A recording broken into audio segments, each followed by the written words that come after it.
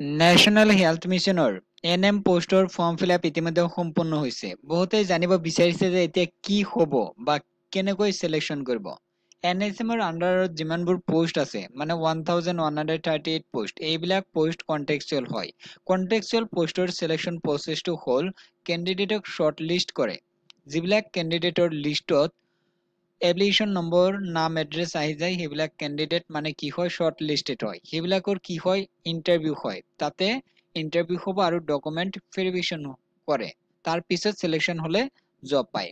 কিছুমান প্ৰশ্ন উত্তৰ এতিয়া আলোচনা কৰিম আৰু কিছুমান ইম্পৰ্টেন্ট ডিটেইলছ জনাম। চাওক ইয়াতে প্ৰশ্ন কি আছে, what is the average weight of a newborn baby. যেতিয়া জন্ম হয় বাচ্চা সৰু এটা, তেতিয়া এভাৰেজ ওজনটো কিমান থাকে? 2.5 to 3.5 কেজি হ'ব লাগে, মানে এভাৰেজ যিটো মানে ওয়েট।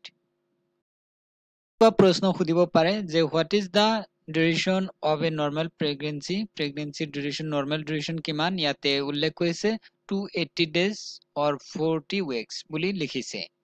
আৰু বহুত মানে প্ৰশ্ন আছে, এতিয়া মই আৰু জনাম যে আৰু কেনেকুৱা প্ৰশ্ন সুধিব পাৰে, মানে ইন্টাৰভিউত কেনেকুৱা ধৰণৰ প্ৰশ্ন সুধিব পাৰে সেইবিলাক মই জনাই। What is da first aid rule of NM in health centre. ইয়াতে কৈছে যে স্বাস্থ্য কেন্দ্ৰত এনএমৰ প্ৰাথমিক চিকিৎসাৰ ভূমিকা কি? ইয়াতে লিখা আছে এনসাৰ বিলাক। আৰু আমি কি কৰিছো, কিতাপ বনাইছো যিবিলাক এনএম পোষ্টৰ মানে ইন্টাৰভিউ হ'ব, সেই ইন্টাৰভিউৰ কাৰণে আমি ই বুক বনাইছো। 1000+ প্ৰশ্ন উত্তৰ আছে, অসমীয়া আৰু ইংৰাজী মিডিয়ামৰ কিতাপ আছে। এই কিতাপখন আপোনালোকে ক্ৰয় কৰিব পাৰে যদি এনএম পাছ কৰিছে, আৰু যদি জব বিচাৰি আছে তেতিয়াহলে এই ই বুকখন বহুত প্ৰয়োজন আপোনালোকৰ বাবে। কিতাপখন আপোনালোকে 149ত পাব। 149 যেতিয়া পেমেন্ট কৰিব তাৰ পিছত এইটো PDF ফৰ্মেটত পাব হোৱাটছএপত লগ।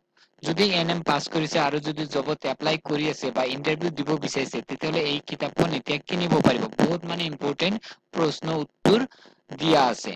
যদি কিনিব বিচাৰিছে এই ভিডিঅ ডেসক্ৰিপশনত হোৱাটছএপ নাম্বাৰ পাব, যোগাযোগ কৰিলেই হ'ল।